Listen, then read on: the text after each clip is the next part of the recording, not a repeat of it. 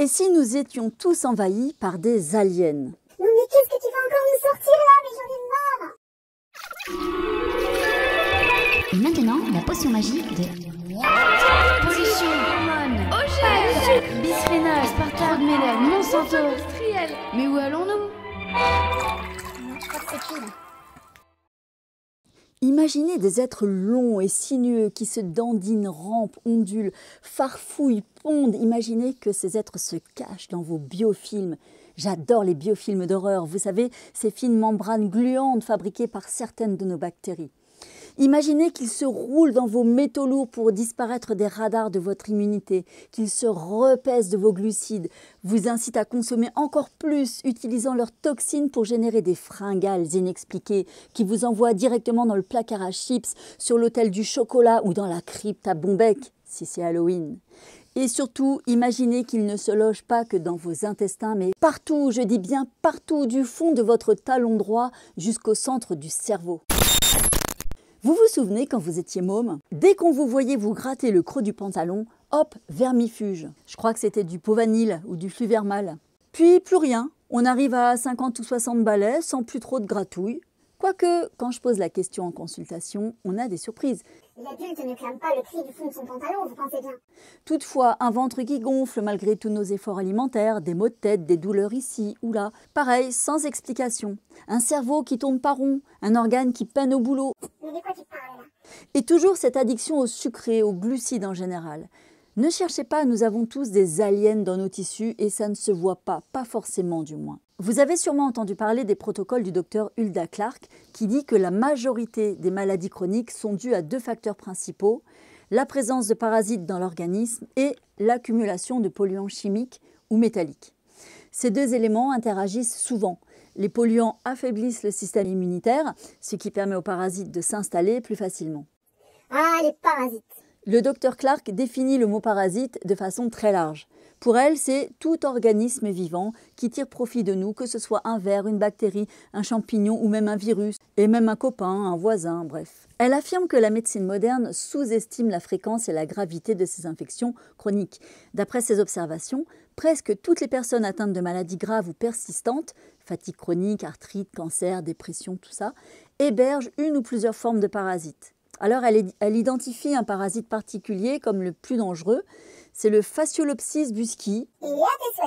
C'est un ver plat intestinal, normalement présent chez les petits cochons, et Clark prétend l'avoir retrouvé sous différentes formes dans les organes de patients humains souffrant de pathologies très diverses, et notamment dans le foie des personnes atteintes de cancer. Selon elle, ce parasite peut migrer et s'installer dans n'importe quel organe, selon le terrain du malade et selon les polluants présents. Alors, pour qu'une maladie se déclare, elle dit qu'il faut la combinaison de deux éléments.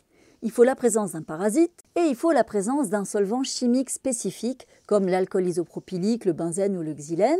Alors, elle dit que ces solvants permettent aux parasites d'envahir des tissus où ils ne devraient pas survivre normalement. Par exemple, elle relie l'alcool isopropylique à la migration du Phaseolopsis busci vers le foie, entraînant selon elle la formation de tumeurs. Alors Clark dresse ensuite une liste de sources de pollution supposées contribuer à la maladie. Il y a les métaux lourds tels que le mercure, le plomb, le cadmium ou le nickel. Moi, je rajoute l'argent, l'aluminium à la tribu.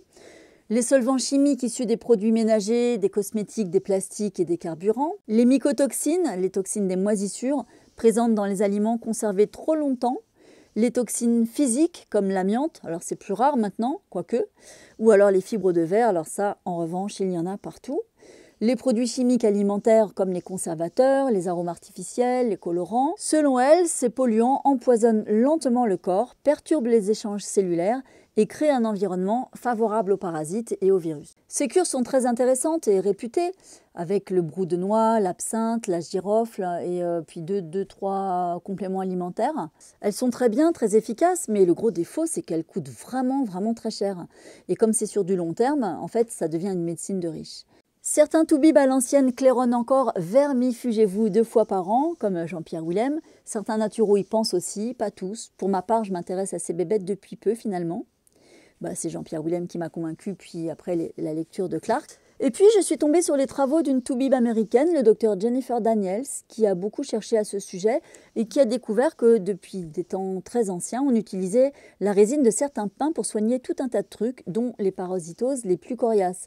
J'ai nommé l'huile essentielle de térébenthine. Et oh, c'est pas celle de chez Casto, hein, attention. Non, c'est une huile essentielle bio, chémotypée, issue de la distillation de résine de Pinus pinaster, le pin maritime. L'université de Dijon a réalisé aussi une vraie étude sur cette essence qui corrobore tout ce que clame cette toubib. Oh bah alors si c'est validé par la science, hein, on peut y aller. Je vous encourage à aller lire l'excellent travail de synthèse réalisé par Rosie Posy sur son canal Telegram où l'on trouve beaucoup de témoignages et de photos de monstres vaincus. Je vous mets le lien vers son document dans le premier commentaire. Ce docteur Daniels utilise depuis plus de 30 ans cette térébenthine pour lutter contre des choses très diverses, sans doute très indirectement liées à des infestations chroniques et asymptomatiques. On imagine aisément que les déchets de ces hôtes indésirables que sont les parasites unicellulaires ou les vers plus ou moins microscopiques ou gigantesques puissent stimuler notre système immunitaire de différentes façons ou abîmer certains de nos tissus sans qu'on s'en rende compte finalement. Pour ceux qui consomment quotidiennement du CDS, chance, ça dégomme les parasites unicellulaires. Mais pour ce qui est des autres aliens, il va falloir pousser la chansonnette. Ou pousser le bouchon un peu plus loin, Boris.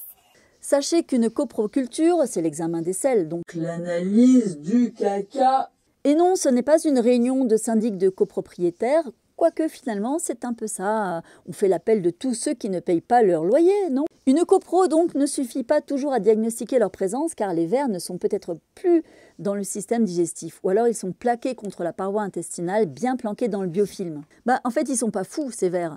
Qui aurait envie de vivre dans du caca? Du coup, pas de gratouille dans le pli du pantalon, mais parfois gratouille du talon, à la même heure le soir, ou gratouille du nez, quasi systématique.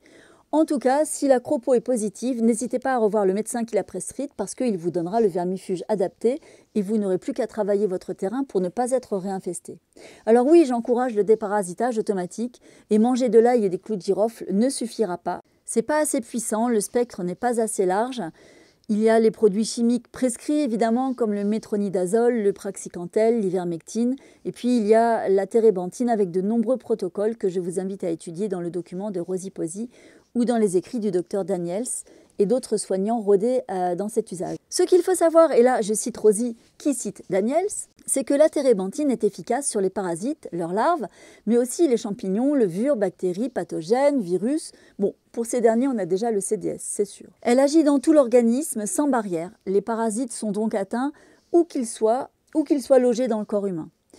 Lorsque les parasites sont attaqués, ils prennent leurs œufs sous le bras et les déplacent ailleurs dans l'organisme. Vous voyez, je fais très bien le parasite qui prend ses œufs sous le bras. Comme la térébenthine dissout les biofilms et détruit l'environnement des parasites, elle les empêche de rester ou de se réinstaller. La destruction de ce biofilm est essentielle parce que nos aliens peuvent s'y cacher derrière, ce qui les empêche d'être touchés par les produits naturels ou chimiques que l'on utilise contre eux. C'est d'ailleurs pour ça que souvent les vermifuges de pharmacie ne fonctionnent pas. Cette térébenthine reste en action dans le corps durant au moins 3 jours, donc si elle est administrée 2 fois par semaine, son action est permanente dans l'organisme. Elle permet de détoxifier les produits chimiques du foie et dissoudre les calculs biliaires comme l'a mentionné l'étude française de Dijon. Elle nettoie les reins et ce qui est très important, elle ne flingue pas notre microbiote. Le docteur Daniels dit qu'elle n'a pas recours aux probiotiques. La térébenthine permet au contraire de rétablir l'équilibre de cette flore. Bon, ça fait tout un tas de trucs, la térébenthine, et c'est d'un prix très abordable. On y associe de la zéolite et quelques autres produits dans des protocoles qu'il faut évidemment respecter à la lettre. Un truc important, il est impératif d'avoir un bon transit quand on s'engage dans un tel protocole pour évacuer les parasites au fur et à mesure, car ils ne sont pas tués, ils sont juste poussés gentiment vers la sortie grâce à la déstructuration de leur nid et le désengage de leur milieu idéal que l'on renforce avec des mesures hygiéno-diététiques draconiennes. Pour s'habituer à ce produit, on peut se oindre la voûte plantaire avec des gouttes de térébenthine pure appliquées en une fois. On commence par 0,25 ml par jour et on augmente jour après jour jusqu'à 2 ml. Tout est expliqué dans l'incroyable document de Rosie qu'elle met à jour en permanence. Et vous savez, c'est assez agréable à boire ce truc. C'est pas fort du tout, beaucoup moins que l'odeur en tout cas. Mais lisez bien la doc à son sujet pour bien voir les restrictions d'usage, notamment pour les enfants et les femmes enceintes. Je vous joins le lien du document de Rosie et les bouquins de Daniels. On est bien d'accord, hein, vous ne démarrez rien sans vous être parfaitement documenté. Vous voyez l'esprit du truc? On est tous des sacs à verre, des composts ambulants. Mais cette époque est révolue. Et pour fêter ça, vous viendrez bien prendre un verre?